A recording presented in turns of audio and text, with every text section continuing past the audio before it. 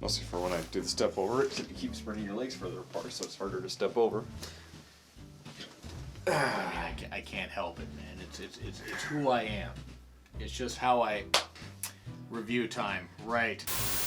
I'm John Ritland. This is The Terminator. An AEW Dynamite Philadelphia review, and outside of one thing, one moronic thing, this was a really, really good show.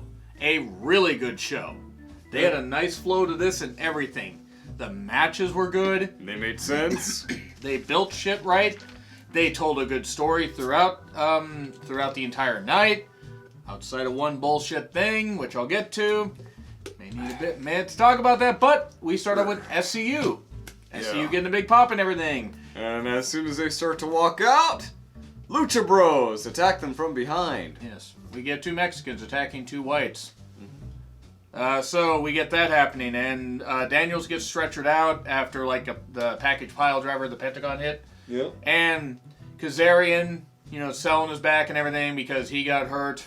He might have actually been hurt, but, he got hurt. Scorpio Sky was out there not prepared to wrestle, but because they had a tag match, he was out there basically in street clothes and one shoe, and they kept chanting, "He's got one shoe," which is pretty funny. You don't. I think at one point Trent bit into his toe.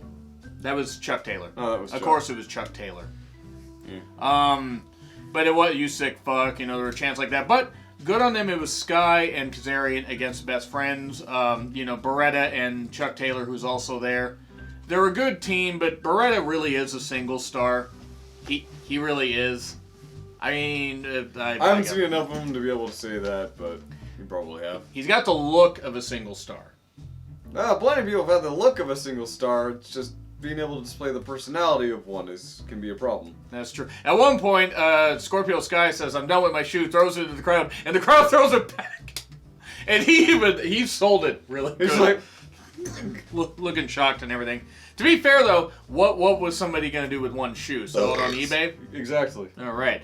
We get a big Ted Turner fathead in the crowd. Yep. Somebody paid money for, as you pointed out, Chris. Yeah, somebody paid money for that, and bless them. Be hashtag blessed. Ted Turner is probably going to, but I don't know. I think Ted Turner has ailments where I don't think he's fully aware of shit that's going on, unfortunately, so he might not be doing that. But anyway, good. Hey, Ted Turner on AEW, on TNT. Hey, good.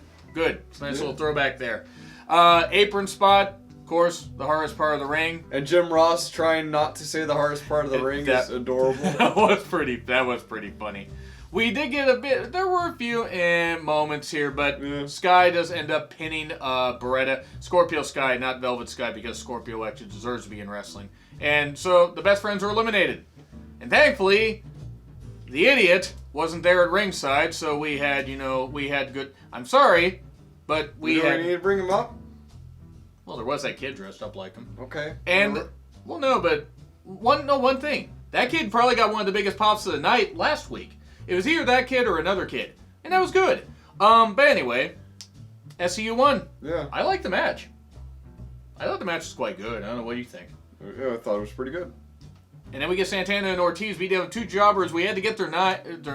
Gotta get the names. John Hangman Page. Can't hear that name the same now. Yeah, thanks, Cher. And John Silver, not of the long variety, and Alex Reynolds. And, well, you had a bearded guy, around a Puerto Rican in a wrestling ring. As I called the jobber duo, was Jack Gibson and Chris Apprentice. You did call them that, which was kind of funny. Of course, JR noticing in this match and other matches the length of some of the talents, and it was kind of uncomfortable. Notice the length of Santana? The length of Santana. And Seth Rollins was immediately jealous. The length of Santana's career.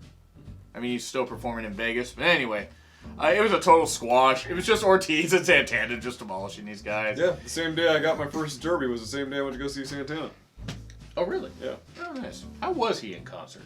Pretty good. Yeah. His wife can rock the drums for 10 minutes straight without breaking a sweat. His wife plays it. Oh, good for them. Jericho cuts a promo and everything. Oh, wait. Young Bucks, you want to face Ortiz and Santana? Here you go. You're going to face them at full gear. Here's a challenge for you. Apparently Jericho is making matches now, but no, it's a challenge, and the Bucks are. I mean, the wrestlers decide the matches in AEW. They do. To be perfectly honest, I think the Full Gear card is building up pretty good. Yeah, and they've made sure that their show focuses around it. Yeah, and we'll see what happens. So, we get a Cody package. One to the tag team champions at Full Gear. That too. But actually, Probably. the tag team champions are going to be crowned the week before. Oh, that's lame. Well, actually, no, not This necessarily. is built up to that. Well, no, but it's only an 17 tournament. But still, anyway, we get a Cody package where Cody's in a pool, and then we get Brandy, DDP, MJF, a whole bunch of others talking about He's having a party all by himself. A private one, if you would. Private Party, I believe, was also at ringside for Yes, that they were. recent, that thing, which was good. Thanks, Chris. I got thrown off from my point. They were actually there for the SCU Best Friends the thing. other one. The other one, Brett. Oh, for God's sakes. Forgot about that. So, I like this video package, though. No, I like this. I thought it was actually well done. Building up Cody I was and... talking about the... forgot about that part. Like, no, you didn't. I was wishing it was a beautiful nightmare. So, good stuff about Full Gear, though. I like it. Cody's not winning. Not a goddamn chance. No. Nor should he. No, nor should he. But, because we'd have a Jeff Jarrett situation, or they'd be comparisons to his dad booking himself as champion, but this was good stuff. Yeah. And I really enjoyed it. You had Shivani, JR, you had so many people talking. And then Britt Baker versus Riho for the AEW Women's Championship. Finally, they hit the stride here. Some of the women's matches have been good. Mm-hmm. Some of them have been decent. Some have been hit and miss. And it's not the fault of the women. It's mainly just how much time they've been given. This was given a lot of time. Yep. And I enjoyed this. I enjoyed the action. I thought Riho against Britt is much more believable than Riho against Nyla. Or Riho against Awesome Kong or something like that. It's like anybody, small, big, sometimes it just doesn't work. But Britt and Riho had a much better match. And if you were put like someone like Lio Rush up against Braun Strowman, for instance, you look at that and be like, what? Or Marco Stunt against anybody. Or Jungle Boy against Jake Hager. They don't really have any real giants except for Jake Hager. Yeah, Jungle Boy against Jake Hager. But the whole point is this worked really well. I thought the women cut a really good pace. Yeah. I thought the near falls were nice. Britt looked like she was about to win. Had that claw move that she does. The claw. But Riho rolls her up. The dreaded roll-up, The Chris. most powerful move in sports entertainment. And wrestling, because this is wrestling. Better? Yeah. Right. So that happened. Hey, good stuff. And the W stands for sports entertainment. Like, yep, you know what? That actually makes sense. Yeah. But anyway, with this, I enjoyed this. I thought this match was really good. And then Luchasaurus unfortunately was injured, dealing with some kind of non-contact, I believe, thigh injury or something like that. Hopefully it's nothing serious, a little time off, and hopefully he can get back because we had the Lucha Bros in a tag match against Jungle Boy and Marco Stunt. Referee Aubrey Edwards, by the way, let me just say this. The reason he's sitting over there is it's embarrassing that Marco Stunt's in the goddamn ring. I'm sorry. It is. He's gonna get hurt badly. He shouldn't be in the ring. Put anybody else with Jungle Boy. Except Orange Cassidy. Don't put him there. Because it wouldn't make sense because they don't have any storyline. But just, they were backed into a corner because Luchasaurus was injured. I get it. But it's fucking embarrassing. The Lucha Bros should be embarrassed having to sell for this small, little, pathetic child. Who may be a nice guy. He may be. It's just stupid. The Lucha Bros won, by the way. Thank fucking Christ, I gotta hear him complain about this for the next half hour after the match. Yeah, I'm sorry. It's just stupid. It was unnecessary. But, at least Stunt took the pin. Now, honestly, I got my thing out of the way. What did you think of the match? I thought it was good enough. All things considered, having Marcus Stunt having to cover for Luchasaurus is a tall order, quite literally and figuratively. Yeah, that's fair, yeah. They gave Marcus Stunt a few spots that made sense and spots where you would expect them not to sell. They didn't sell because, like, Marcus Stunt's like 100 pounds soaking wet. You're talking like the chops and anything. Yeah, or like some of stuff the like that. main hits. Like, it required other people assisting Marko Stunt for him to be able to pull off any real maneuvers because he doesn't have the force behind him. He's not a Jedi. Nor does he have a lot of weight. There was somebody that compared. He must not be Catholic because he's never seen Mass. There was somebody that compared Spike Dudley or Marko Stunt to Spike Dudley. No, Spike Dudley actually has talent. I'm sorry, I don't like it. But I do Does agree. he or did he? Spike Dudley's not wrestling anymore. That's why I said he had talent, because he's not wrestling anymore. But I agree with what you're saying. We had a Jon Moxley promo. Yes. Talking about all this stuff. Unfortunately, he wasn't able to defend the IWGP US Championship at King of Pro Wrestling earlier this week due to the after effects of the typhoon that hit Japan. Yep. He traveled difficult. He will still be at Wrestle Kingdom, apparently. I just hope that next time he goes, he's not stopped by earthquake. God damn it, Chris. God damn, I think Earthquake's dead. But anyway, John... Oh, then that would be a real hell of a surprise! Jon Boxley and Pac versus Kenny Omega and Adam Page, or... Hangman Page, as JR likes to call him. God, it's... Hangman Adam Page. He's busted. Anyway. The Hangman. So we get Full Gear hype, mainly because of Omega and... Hangman Chin City. Omega and Mox.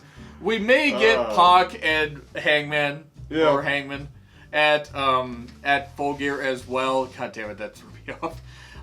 It just, at one point, they kind of tweaked the Lance Archer line, and everybody dives, because everybody dove at one point. Yeah. And apparently no DQ, because at one point you had the barbed wire wrapped broom, and then the barbed wire wrapped bat, easy for me to say. Yep. And it got used... almost, and,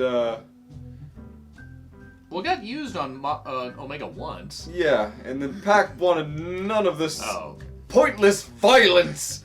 And rips away the barbed wire mop and... Cutting his finger. Yeah, well, that was when he ripped the bat away from Mox. Okay. And, he obviously didn't care because he's Pac. Yeah, he doesn't play by humor. He popped his finger back in a match, for God's sakes. What was it that some people have called him the hardest man in wrestling? Don't laugh. Because that's John Cena. I can't see the finger. Oh, jeez. Anyway, let's refocus. The dead eye for 3. Pac got pinned because Mox said, after the bat got ripped away, Mox just said, flipped him off, and gave him the paradigm shift, and then walked out. Then Pac got pinned by the dead eye after a couple moves. So, okay, Shawn Michaels was there? No, not the lazy Deadeye.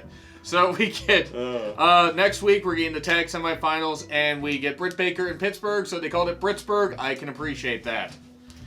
And then we get Darby Allin versus Chris Jericho. AEW title, Aubrey as the ref. Glad that Aubrey's getting more time on here. Philadelphia street fight. It went about how you expected. Yes. But Darby got in a lot of offense. Got a lot he of also good stuff. spent a lot of time getting his ass kicked, as is tradition. That's true, but I think this worked a little more to his advantage here. I think it made more sense. Against a guy like Jericho, it made sense. Against Jimmy Havoc or something like that, I totally get what you're saying. Nothing against Jimmy Havoc. But had it been a little more 50-50, it would have made more sense. There were kendo stick shots. Jericho got in a shoving match with Aubrey. Not a good idea. Yeah, Darby got his hands duct taped together. They kept saying that Darby Allin is 22. He is 26, you motherfucking morons. Seriously. Excalibur seems informed. Shivani doesn't seem to care that much. JR, what the fuck? Stop hating on women that are about 22 or 26. Remember how they kept saying... What does that have to do with Darby Allin? They kept confusing his age. Right. That's my point. Anyway, the duct tape spot. You continue. Yeah, so, after that happened, the match was objectively in Jericho's favor, except for a few really good spots from Darby that came up. What did he do? He did a moonsault off the middle rope with his hands duct taped. He got up to the top turnbuckle with his hands taped together behind him. Like a missile dive. Yeah. He did a dive through the ropes before that. But as he was going for the coffin drop, Jake Hager. Yep. And then Walls of Jericho. you the and Boston Crab, because they can't call it that. That's true. But you and I were discussing before. It's a shame that they did have him give up.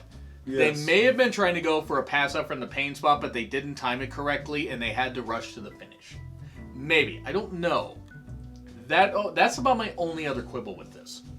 We're both tired, so we're going to end this with saying, I'm going to say, despite the bullshit in one of the tag matches I talked about already, Yeah. B+. Yeah. I'll say B+. All said and done. B+, almost an A- show. I would have gone A-, but B+ for me. Yeah, and if you think it's A, B, C, D, F, I don't know how you can think of F, but it's up to you, really.